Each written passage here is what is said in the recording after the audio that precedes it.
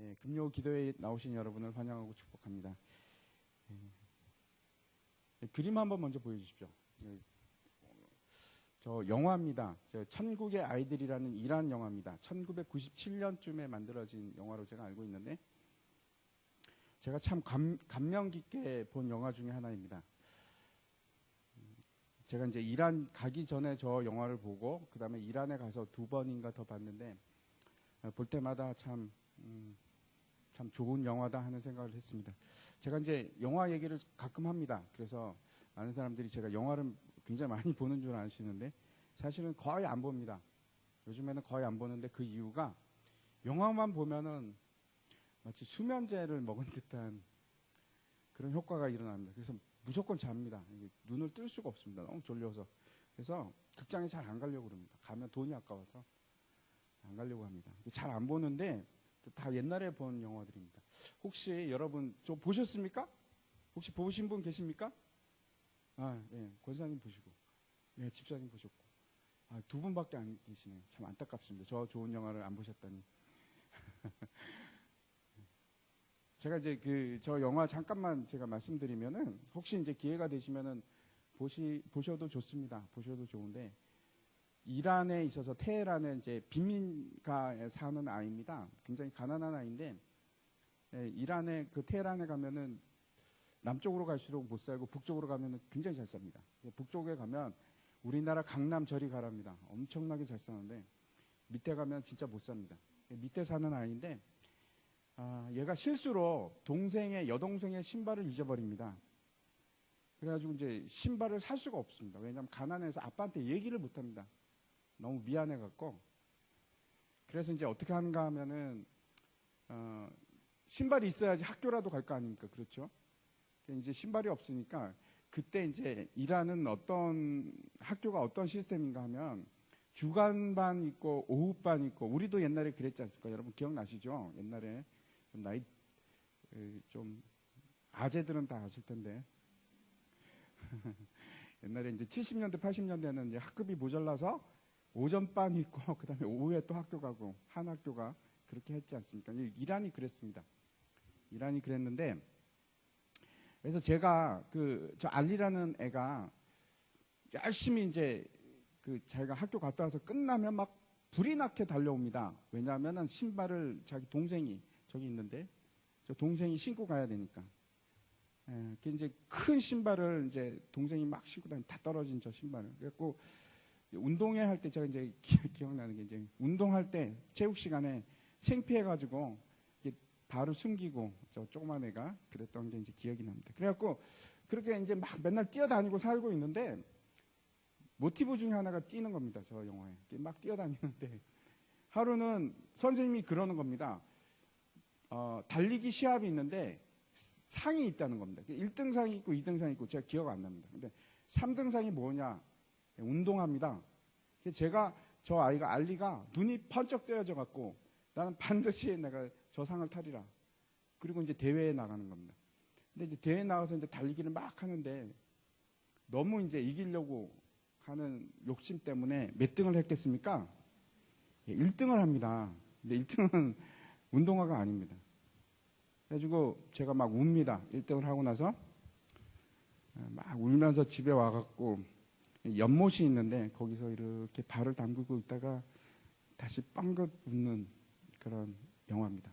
근데 그러면서 이제 끝날 때 엔딩 할 때 어떻게 되냐면 그 아버지가 이제 월급을 타갖고 뒤에 이제 여동생을 위한 신발이 이렇게 들어있는 그 자전거를 타고 가는 그런 모습입니다.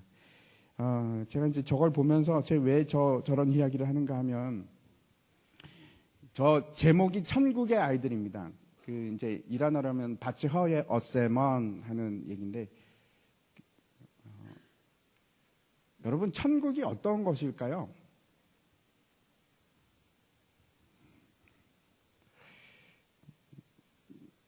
우리가 흔히 생각할 수 있는 것은 천국은 내가 원하는 것은 다 할 수 있는 곳. 그렇게 생각하시죠? 많은 분들이. 내가 차를 원하면 차를 주고 내가 뭐 즐길 수 있고 싶어 하면은 다 즐길 수 있는 곳. 먹을 것 실컷 먹을 수 있고. 그런 게 천국일까요? 내가 원하면 금은 보화가 다 있는 곳. 막 길에도 막 금은 보화가 있고 집도 금으로 만들어져 있고. 흔히들 그런 천국을 꿈꿉니다. 네, 그런 생각을 합니다. 어떤 분들은 뭐 이제 죽었다가 다시 살아나신 천국 갔다 오신 분들도 그런 얘기를 하기도 하고, 진짜인지 가짜인지 모르겠지만, 왜 제가 이 말씀을 드리는가 하면 이 천국의 아이들이라는 영화 저 타이틀에서 천국의 아이들,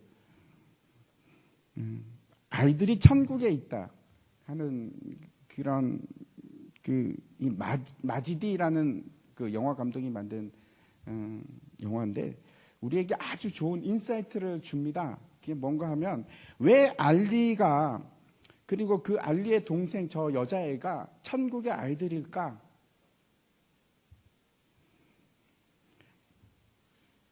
그 아이들이 가지고 싶은 것을 다 가질 수 있어서 천국인가?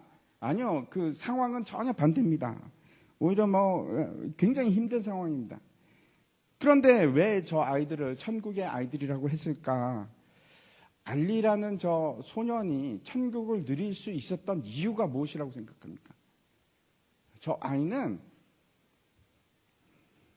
그렇게 열심히 맨날 뛰어다니고 나중에 달리기 시합에 나가서도 그렇게 열심히 뛴 이유는 왜 그렇다고요? 동생을 위해서.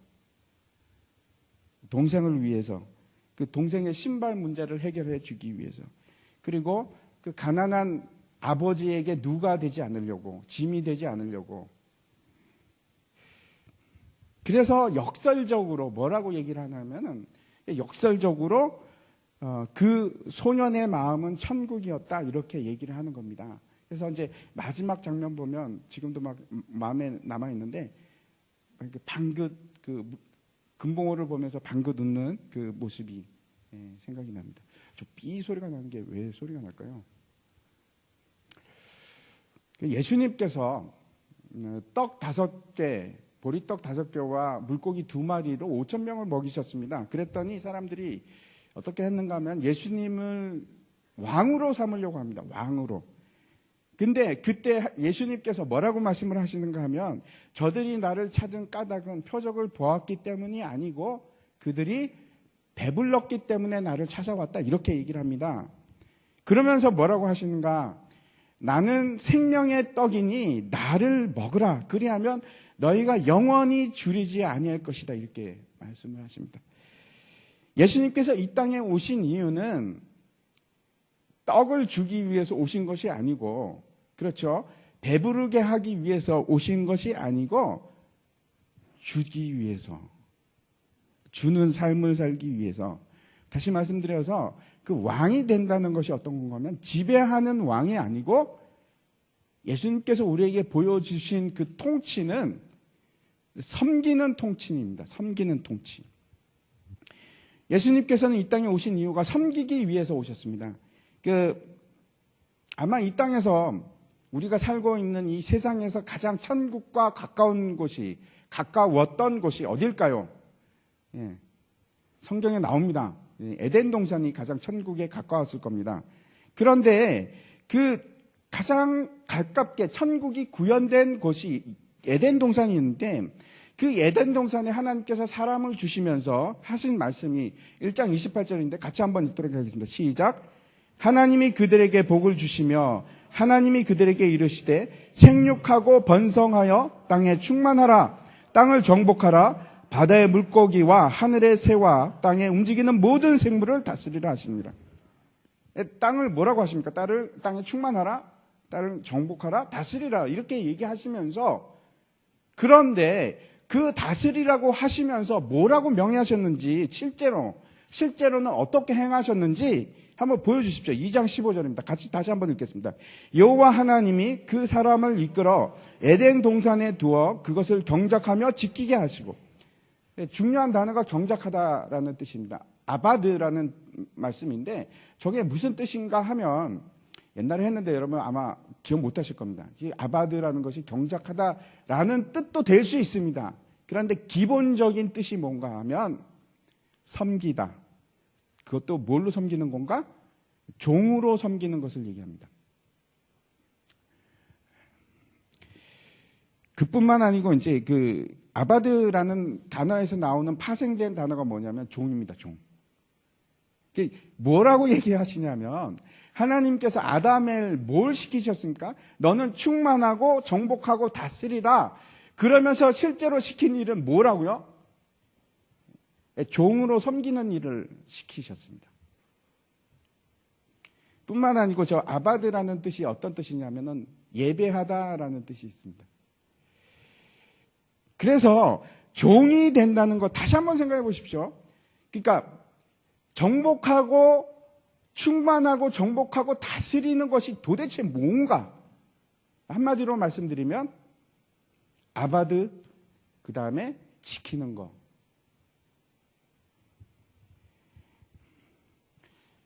섬기는 겁니다. 섬기는 거. 왕이 된다는 것은 여러분 어떻게 생각하실지 모르겠습니다. 성경이 말하는 왕의 개념이 있습니다.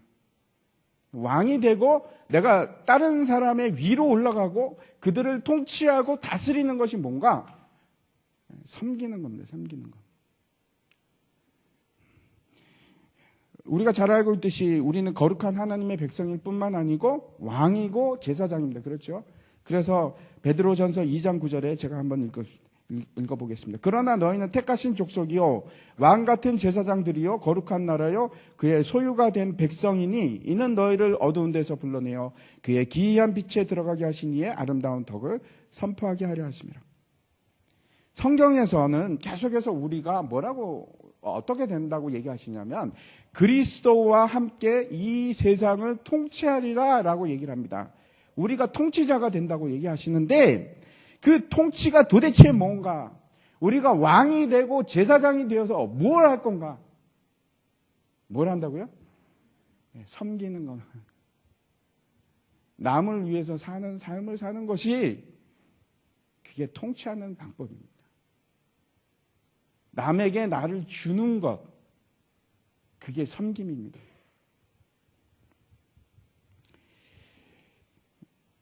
땅을 경작하다, 이 경작의 의미가 하나는 섬기는 것, 또 하나는 뭐라고요? 예배하는 것. 그래서 우리가 왕의 역할을 하고 제사장의 역할을 하는 것이 다른 것이 아니고 하나님께서 아담을 에덴에서 뭘로 삼으셨냐? 왕으로 제사장으로 삼으셨는데 왕이 되어서 하는 것은 섬기는 일입니다. 종같이 섬기는 것입니다. 예수님께서 그 통치하고 다스리는 것이 무엇인지 이 땅에 오셔서 분명하게 우리에게 보여주셨습니다. 그래서 이 땅에서 왕이 되시는 것은 예수님께서 죽으심과 그리고 자기를 희생하면서 다른 사람을 섬김으로 이렇게 나타나게 되는 겁니다. 이 사실을 분명히 기억하시기 바랍니다. 우리가 이 땅에서 살아갈 때 이 세상의 법칙과 정의를 따라 사는 사람들은 다릅니다. 뜻이 다릅니다. 세상은 통치하고 정복하는 것은 뭔가 남의 위로 올라가는 것인데 우리는 그게 아니고 군림하는 것이 지배하는 것이 아니고 남의 밑으로 들어가서 섬기고 종으로 살아가는 것. 그게 통치하는 일입니다. 그게 세상의 논리와는 전혀 다릅니다. 사탄이 우리에게 심어놓은 논리가 그겁니다. 네가 왕이 된다는 것은 다른 사람을 위에 군림하는 것이다. 라는 것은 하나님의 정의가 아니고 세상의 정의입니다. 사탄이 우리에게 심어놓은 것이지 우리 것이 아닙니다. 그래서 참된 왕이 된다는 것이 참된 다스림은 반드시 섬김으로 이루어집니다. 그래서 이제 여러분 다시 한번 생각해 보십시오. 천국은 어떤 것일까요? 천국에 가면 우리는 다 뭐가 됩니까? 우리는 다 왕이 됩니다. 그러면은 천국에는 그 수많은 왕들이 다 막 서로 더 높은 왕이 되려고 하고 그렇게 살아갈까요? 아니요. 그렇게 해가지고 어떻게 돌아가겠습니까? 천국이. 그게 아니고 천국은 어떤 게 하면 다 한결같이 모든 사람들이 다 자기를 내주면서 밑으로 들어가고 섬기려고 하는 사람들. 그게 천국입니다. 우리 교회도 마찬가지입니다. 우리 교회가 모든 사람이 높아지려고 하는 사람이 하나도 없고 모든 사람이 다 밑으로 내려가서 낮아지고 다른 사람을 내가 어떻게 하면 섬길까? 그러면 우리 교회는 뭐가 된다고요? 천국이 되는 겁니다. 천국이. 그게 천국의 개념입니다. 내가 보좌에 앉아서 통치하는 것이 아니고 사랑으로 남을 섬기기 시작할 때 그게 여러분 왕노릇 하시는 겁니다. 오늘 본문은 참 중요한 말씀인데 그 12장을 통해서 하나님께서 마치 교회의 전 역사를 이렇게 보여주시는 듯한 그런 내용입니다. 우리가 이제 성경을 보다 보면 반복되는 것들이 있습니다. 계속 어떤 개념에 대해서 사건이 반복이 됩니다. 또 나오고 또 나오고. 이 이스라엘 역사 자체가 그렇습니다. 이스라엘이 이제 출애굽을 합니다. 그러면 출애굽이 한 번으로 끝났습니까? 그렇지 않습니다. 바벨론 유수에서 돌아오는 것도 출애굽이라고 합니다. 출애굽 모티브는 거기서 끝나지 않고 이제 계속 되는데 예루살렘의 멸망만 해도 그렇습니다. 멸망이 예루살렘이 실제로 멸망한 건 몇 번 있는가 하면 2번이 있습니다. 2번이 있는데 역사적으로는 2번인데 그런데 그것으로 끝나지 않고 성경은 다시 예루살렘의 멸망을 무엇과 또 비견해서 말씀하시는가? 세상의 멸망과 같이 또 얘기를 하십니다. 마지막 때와 다시 결부를 시키십니다. 그러면 AD 70년에 디도 장군에 의해서 멸망된 것은 예루살렘의 멸망이 아닌가? 예, 그것도 멸망 맞습니다. 예. 뿐만 아니고 예수님이 다시 오는 사건도 그렇습니다. 예수님이 초림 때, 처음 오실 때도 있습니다. 그렇죠? 그것도 성경이 얘기하는데 성경의 말씀을 보면은 예수님 오시는 것을 초림만 얘기하십니까? 아니요. 재림도 한꺼번에 다 같이 얘기합니다. 그래서 초림과 재림이 한 가지로 예언이 되어 있는 성경의 말씀들을 우리가 보게 됩니다. 오늘 말씀도 그렇습니다. 오늘 이제 말씀에 여인과 아이에 대한 환상이 이제 등장하는데 용이 나오고 마찬가지로 이 모티브가 어떤 건가 하면 이스라엘 백성들이 겪었던 광야 모티브하고 동일합니다. 똑같은 얘기가 펼쳐지고 있습니다. 오늘 본문 1절 말씀 보겠습니다. 같이 시작. 하늘에 큰 이적이 보이니 해를 옷 입은 한 여자가 있는데 그 발 아래에는 달이 있고 그 머리에는 12별의 관을 썼더라. 도대체 이 여자는 누구일까? 놀라운 모습을 하고 있는데 옷을 뭘로 입었다고 얘기를 합니까? 해로 옷을 입었다. 도대체 어떻게 해를 가지고 옷을 입을 수 있을까 하는 생각을 가지게 됩니다. 성경에는 2 여자가 나옵니다. 언제나 2 여자가 나옵니다. 2 여자가 나오는데 한 명은 예를 들어서 사라와 하갈이 나옵니다. 그렇죠?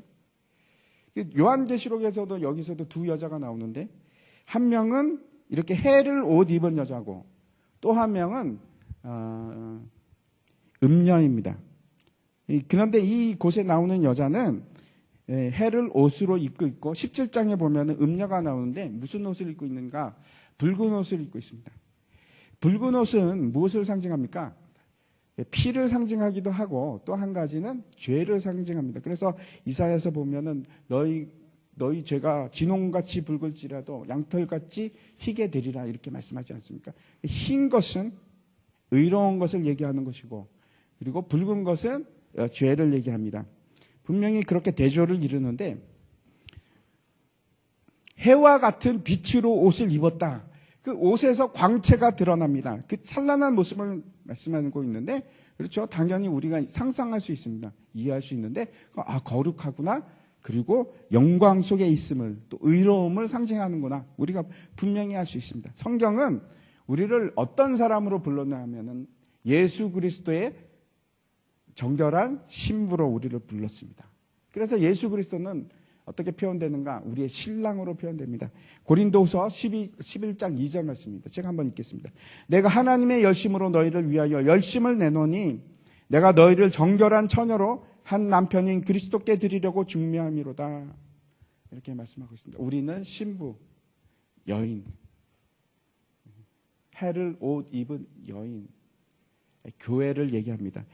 또 다시 한번 1절 보십시오. 1절에 보면은 하나님의 영광의 광채가 드러나는 모습이기도 하고 그렇죠. 예수 그리스도의 형상을 드러내는 정결한 신부이기도 하고 분명히 교회의 모습입니다. 재미있는 것은 여기 이제 또 뭐가 등장하는가 하면은 달과 별들이 등장합니다. 12별이 등장합니다. 이게 무엇을 기억하게 합니까? 요즘 우리가 창세기 요셉의 꿈을 보고 있는데 요셉이 비슷한 꿈을 꿉니다. 해와 달과 11별이 자기에게 절을 하는 그 꿈을 꾸는데 첫째 꿈은 어떤 거였냐면은 형들의 집단이 자기 집단의 그 집에다가 절하는 꿈입니다. 그건 이루어집니다. 나중에. 그런데 두 번째 꿈은 이루어지는 거 아니요. 이루어지지 않습니다. 야곱이 요셉에게 절한 적은 없습니다. 그렇다면 정말 절을 받을 사람이 누구였을까? 요셉이었을까? 오늘 본문 1절에는 달이 어디에 있는가 한번 보십시오. 달을 어디에 두고 있는가 하면 발 아래 두고 있다 이렇게 얘기합니다. 시편 89편 말씀 한번 다시 보십시오. 제가 한번 읽겠습니다. 그의 후손이 장구하고 그의 왕위는 해같이 내 앞에 항상 있으며 또 궁창의 확실한 증인인 달같이 영원히 견고하게 되리라 하셨도다. 이 말씀은 다윗에게 하신 말씀입니다. 그런데 그 다윗은 누구를 상징하는가? 시편을 통해서 다윗이 예표하는 것은 예수님입니다. 그렇다면 이 요셉의 꿈에 나타난 해와 달과 별이 절하는 모습은 그렇지요. 요셉 그 자신이 아니고 요셉이 예표하고 있는 예수 그리스도. 오늘 이 본문에서 보면은 요셉이 상징하는 예수 그리스도의 모습이라는 것이 맞고 이 여인이 지금 마치 어떻게 보여지냐 하면 예수 그리스도와 같은 통치자의 잘 보십시오. 그러면 저기 나오는 여인이 예수 그리스도입니까? 아니요. 성별이 다릅니다. 저기는 여자입니다. 그러면 마치 예수 그리스도와 같이 통치자의 모습을 가지고 있는 자, 예수 그리스도의 형상을 입은 모든 권세를 가진 교회의 모습입니다. 마태복음 28장 18절 말씀입니다. 제가 읽겠습니다. 예수께서 나와 말씀하여 이르시되 하늘과 땅의 모든 권세를 내게 주셨으니 라고 얘기하고 있습니다. 하늘과 땅의 모든 권세는 누가 가지고 있는가?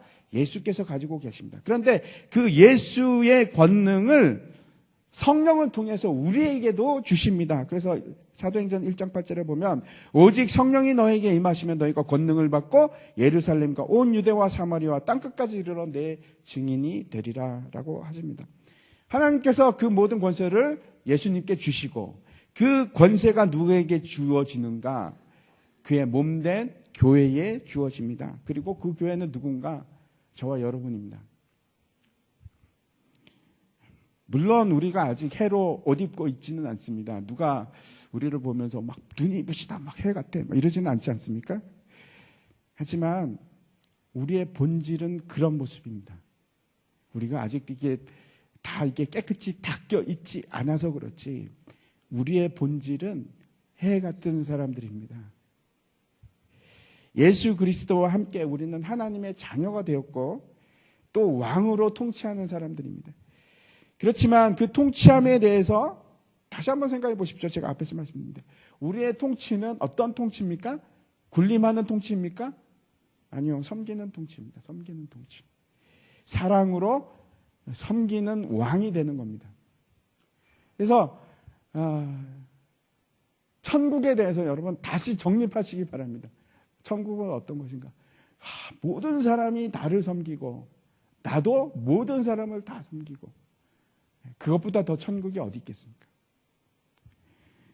두 번째 2절을 보시기 바랍니다. 2절을 보시면 제가 읽겠습니다. 이 여자가 아이를 베어 해산하게 되매 아파서 애를 쓰며 부르짖더라. 이 여자가 해산을 위해서 산고 겪고 그 고통 속에서 막 소리를 지르는 그런 장면입니다. 이것이 교회의 두 번째 모습입니다. 하나는 첫 번째, 교회는 뭐라고요? 통치하는. 두 번째는 교회는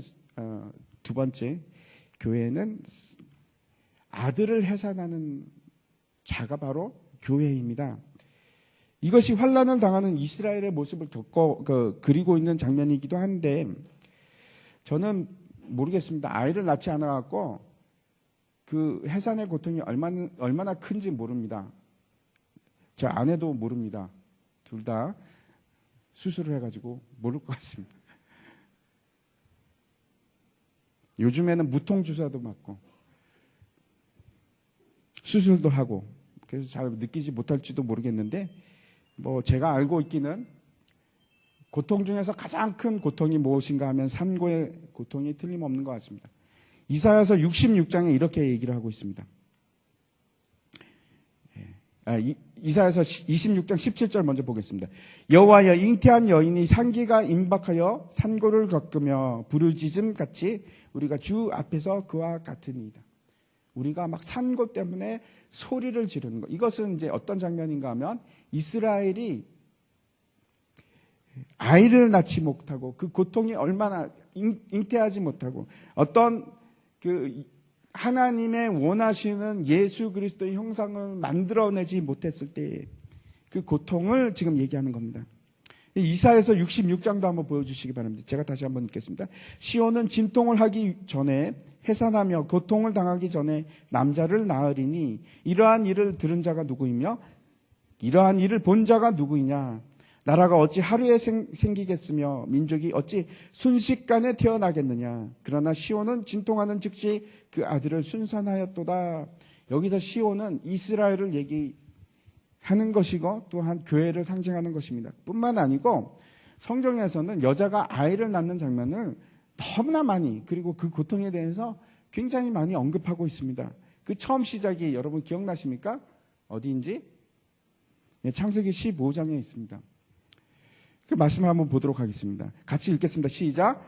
내가 너로 여자와 원수가 되게 하고 내 후손도 여자의 후손과 원수가 되게 하리니 여자의 후손은 내 머리를 상하게 할 것이요 너는 그의 발꿈치를 상하게 할 것이니라 하시고 또 여자에게 이르시되 내가 내게 임신하는 고통을 크게 더하리니 내가 수고하고 자식을 낳을 것이며 너는 남편을 원하고 남편은 너를 다스릴 것이니라 하시고 어떻게 말씀을 하고 있는가 하면 먼저 하나님께서 여자와 여자의 후손과 뱀이 원수가 되게 하겠다라고 말씀을 하십니다. 원수가 된다는 것은 사실은 우리에게 너무나 큰 은혜가 되는 말씀입니다. 왜 그런가 하면 생각해 보시기 바랍니다. 만약에 하와가 뱀과 원래부터 원수였다면 하와가 뱀의 말을 듣겠습니까? 안 들었겠지요.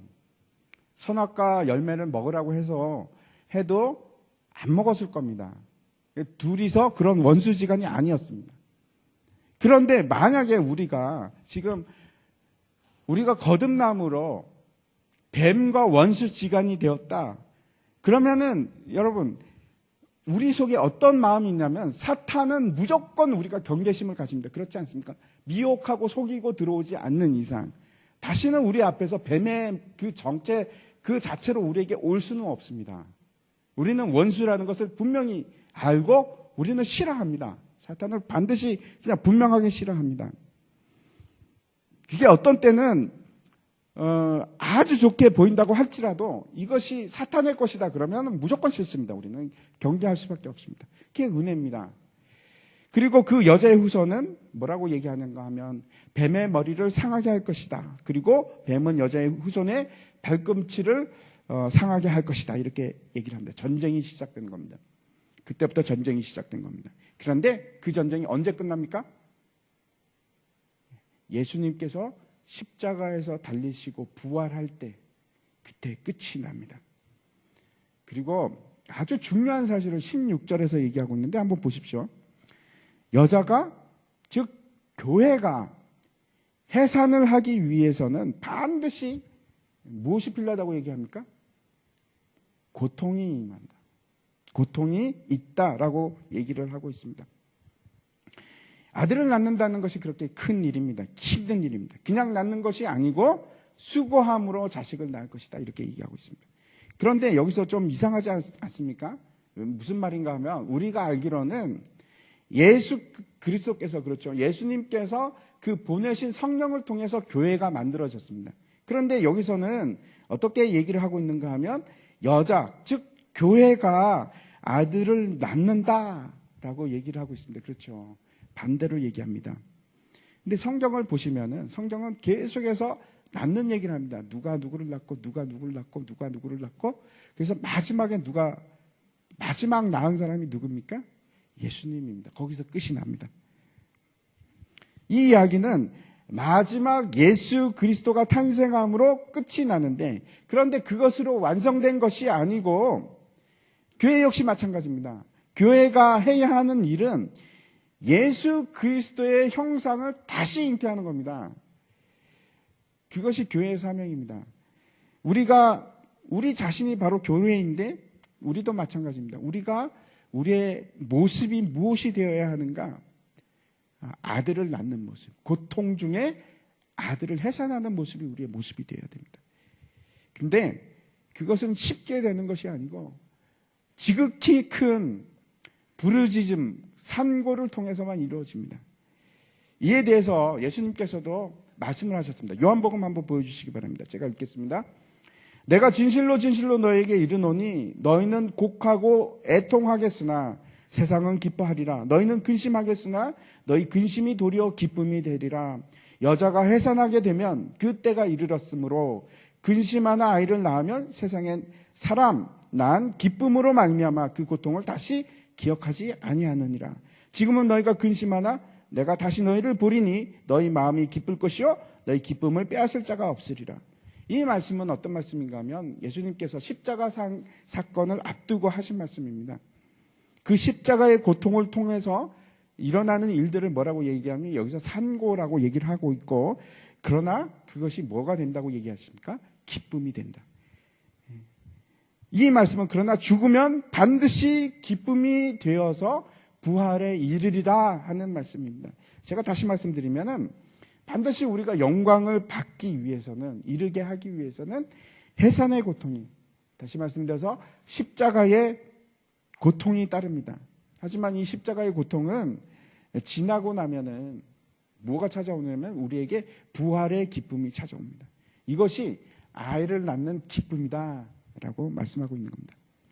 그 해산하는 아이에 대해서 이제 5절 한번 보십시오. 5절 보시면은 같이 읽겠습니다. 시작. 여자가 아들을 낳으리니 이는 장차 철장으로 만국을 다스릴 남자라. 그 아이를 하나님 앞과 그 보좌 앞으로 올려가더라. 철장으로 만국을 다스릴 자에 대해서는 어디에 나오냐면 시편 2편에 나옵니다. 이 시편 2편을 제가 한번 읽겠습니다. 내가 여호와의 명령을 전하노라. 여호와께서 내게 이르시되 너는 내 아들이라. 오늘 내가 너를 낳았도다. 내게 구하라. 내가 이방 나라를 내 유업으로 주리니 내 소유가 땅끝까지 이르리로다. 내가 철장으로 그들을 깨트리며 질그릇같이 부수리라 하시도다. 이 시편은 메시아를 예언하는 이 시편인데, 마찬가지로 오늘 그 본문 5절에 나오는 이 아이는 누군가? 예수 그리스도입니다. 그리고 예수님께서는 지금은 하나님의 보좌 우편에 앉아서 세상을 다스리고 계십니다. 철장으로. 그 세상을 다스리는 자는 여러분 사탄이 아니고 예수님께서 다스리고 계십니다. 지금은. 십자가 사건으로 승리하셨고 그 이후로 우리는 계속 왕노릇을 하는 겁니다. 여러분 기억하십시오. 제가 이렇게 말씀드리는 것은 그냥 하는 얘기가 아니고 예수님께서 승리하신 이후 예수님께서는 지금 왕노릇하고 계시고, 똑같이 우리는 왕과 제사장으로 부름을 받아서 지금 어떻게 해야 됩니까? 세상을 통치하고 살아야 됩니다. 무엇으로? 섬김으로. 세 번째 교회의 모습에 대해서 말씀하겠습니다. 세 번째, 교회는 광야를 통과하는 자입니다. 6절 말씀 한번 보시기 바랍니다. 6절 말씀 제가 읽겠습니다. 그 여자가 광야로 도망하며 거기서 1260일 동안 그를 양육하기 위하여 하나님께서 예배하신 곳이 있더라. 성경에는 반드시 등장하는 몇 가지 이제 모티브들이 있는데, 애굽의 종살이, 이와 같이 이제 마찬가지로 바벨론의 종살이, 그리고 나서 꼭 들어가는 것이 있는데 그게 뭔가 하면 광야 생활입니다. 광야 생활. 이스라엘 민족이 그랬고 예수님께서도 마찬가지로 광야 생활을 하시고 세례를 받으신 후에 광야에서 40일간 기도하시고 나서, 그렇죠, 성령의 이끌림을 받아서 사탄에게 시험을 받으십니다. 그것이 광야 생활입니다. 혹시 여러분 광야 생활을 경험하셨는지 한번, 여러분 중에 많은 분들이 경험하셨죠? 그 광야라는 것이 꼭 물도 없고 먹을 것도 없고 그럴 수도 있습니다. 그럴 수도 있는데 사람마다 다르게 올 수 있습니다. 어떤 사람은 그것이 병으로 올 수도 있고, 어떤 사람은 직장에 어려움으로 올 수도 있고 다 다양합니다. 모든 사람에게 동일하게 오지는 않습니다. 저도 지독한 광야 생활을 했습니다. 그런데 오늘 본문에서 너무나 중요한 말씀을 하시는데 왜 우리가 광야 생활을 해야만 하는가? 한 가지는 우리가 알고 있습니다. 그렇죠? 신명기에 나오는 말씀인데 제가 한번 읽겠습니다. 내 하나님 여호와께서 이 40년 동안에 내게 광야길을 얻게 하신 것을 기억하라. 이는 너를 낮추시며 너를 시험하사 내 마음이 어떠한지 그 명령을 지키는지 지키지 않는지 알려 하심이라. 너를 낮추시며 너를 줄이게 하시며 또 너도 알지 못하며 내 열조도 알지 못하던 만나를 내게 먹이신 것은 사람이 떡으로만 사는 것이 아니요 여호와의 입에서 나오는 모든 말씀으로 사는 줄을 내게 알게 하려 하심이니라. 사람이 워낙 부패해서 낮아지기가 쉽지 않습니다. 절대로 안 낮아집니다. 낮추려고 해도 낮출 수가 없습니다. 우리가 부패해서. 사람마다 다르게 하나님께서 낮추시기 시작하는데 저 같은 사람은 질이 안 좋아서 질이 너무나 안 좋으니까 지독하게 낮추기 위해서 힘쓰셨습니다. 그 길을 걷지 않았으면 광야 생활을 하지 않았으면 지금도 아마 교만하고 그렇게 살았을 겁니다. 근데 좀 괜찮은 분들은 하나님께서 좀 약하게 하실 수도 있습니다. 저 같은 사람은 가망성이 없으니까 너무나 심하게 하셨습니다. 그러나 이게 당하는 사람 편에서는 그렇죠. 군대 생활 물어보면 다 엄청 고생했지 않습니까? 똑같습니다. 당하는 사람 편에 있어서는 내가 당하는 괴로움이 가장 큽니다. 언제나 가장 큽니다. 근데 오늘 본문은 아주 중요한 사실, 이거는 우리가 알고 있습니다. 하나님께서 왜 우리를 광야 생활하게 하는가? 낮추시고 줄이게 하심으로 사람이 떡으로만 사는 것이 아니고 하나님의 말씀으로 살아야 하는 것을 가르치시기 위해서, 낮추시기 위해서 광야 생활을 하십니다. 그런데 오늘 본문에서는 또 다른 이유를 우리에게 말씀하고 있습니다. 왜 광야에서 우리가 살아야만 하는가? 뭐라고 말씀하시는가 하면 사탄의 공격을 피하기 위해서. 3절과 4절인데 같이 한번 읽겠습니다. 시작. 하늘에 또 다른 이적이 보이니 보라, 한 큰 붉은 용이 있어 머리가 7이요 뿔이 10이라. 그 여러 머리에 7 왕관이 있는데 그 꼬리가 하늘의 별 3분의 1을 끌어다가 땅에 던지니라. 용이 해산하려는 여자 앞에서 그가 해산하면 그 아이를 삼키고자 하더니, 붉은 용에 대해서는 이제 뒤에 9절에서 말씀하고 있는데 9절 한번 보여주시면 제가 읽겠습니다. 큰 용이 내쫓기니 옛 뱀, 곧 마귀라고도 하고 사탄이라고도 하며 온 천하를 꿰는 자라. 그가 땅으로 내쫓기니 그의 사자들도 그와 함께 내쫓기니라. 여기서 분명하게 그 용이 누군지 정체를 얘기하고 있습니다. 사탄입니다. 그 에덴 동산에 있던 옛 뱀이라고 분명하게 얘기하고 있습니다. 다시 창세기 3장 15절에 대해서 얘기를 합니다. 여자의 후손과 뱀의 관계에 대해서. 왜 사탄이 머리가 여리고 뿔이 여리고 머리가 7인가? 이거는 이제 제가 다음 시간에 말씀드리겠습니다. 다음 시간에 알아보도록 하고, 사탄이 여자와 원수가 된 이후 끊임없이 하는 일이 있는데 뭔가 하면 후손을 죽이는 일입니다. 첫 번째 사건은 여러분 기억하십니까? 창세기에 나오는데 사탄이 가인을 통해서 아벨을 죽여버립니다. 여자의 후손을 없애버리려고. 그 일들이 계속 지속됩니다. 뒤에 나오면은 쭉 가다 보면은 그렇죠. 이스마엘이 이삭을 괴롭히고 에서가 야곱을 죽이려고 하고 그 일들이 반복이 됩니다. 나중에 가면은 애굽에서 모세 시대 때 바로 왕이 모든 히브리 남자 아이들을 다 죽이려고 합니다. 뿐만 아니고 에스더에서도 나오지 않습니까? 에스더에서도 하만을 통해서 이스라엘 사람들을 다 죽이려고 합니다. 왜? 여자의 후손을 없애버리려고. 그리고 결정적으로 어디서 나타납니까? 예수님께서 베들레헴에서 태어났을 때 헤롯 대왕을 통해서 모든 2살 아래의 남자아이들을 다 죽여버립니다. 베들레헴 지경에 있는 그리고 마지막 사탄이 했던 것이 뭔가 하면 결국 죽이지 못했던 그 여자의 후손을 어디서 죽입니까? 십자가에서 사탄이 죽입니다. 그런데 놀랍게도 반전이 일어납니다. 사탄이 몰랐던 것이 그겁니다. 예수 그리스도의 부활로 오히려 완전한 승리가 누구에게로 돌아가는가? 예수님께 돌아갑니다. 헤롯 왕이 예수님을 죽이려고 할 때 예수님이 어떻게 했습니까? 광야로 피신하십니다. 애굽으로 나타나죠. 그것으로 피신해서 목숨을 보존케 하십니다. 하나님께서. 모세도 마찬가지입니다. 바로가 모세를 죽이려고 합니다. 살인사건을 했을 때. 그래서 도망갔던 곳이 어디입니까? 미디안 광야에 가서 40년 동안 지냅니다. 숨어서 지내는 겁니다. 그리고 마치 바보처럼 돼갖고 나는 아무것도 할 수 없습니다. 낮추고 때. 그래서 민수기 12장에 가면 이렇게 얘기합니다. 이 사람 모세는 온유함이 지면의 모든 사람보다 더하더라, 승하더라. 옛날 책에는 그렇게 돼 있죠. 낮아져서 마지막 하나까지 낮아집니다. 모세가 그런 사람이 되는 겁니다. 여러분 지금 혹시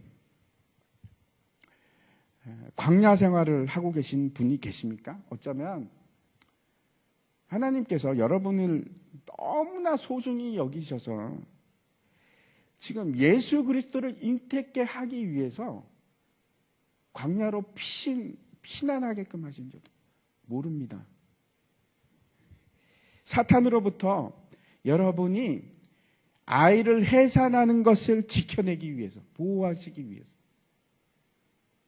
그 일을 위해서 하나님께서 지금 광야 생활을 여러분에게 주시는지도 모르겠습니다. 저도 아마 광야 생활을 하지 않았으면 제가 목사가 되겠습니까? 오늘 세 가지 교회의 모습에 대해서 말씀을 드렸는데, 첫 번째는 여러분, 교회는 세상을 통치하는 자들입니다.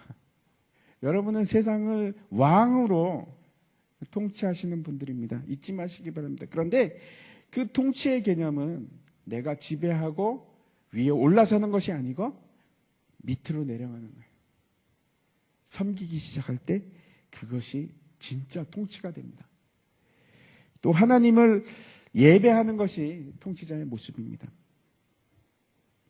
두 번째 교회의 모습은 아들을 해산하는 것입니다.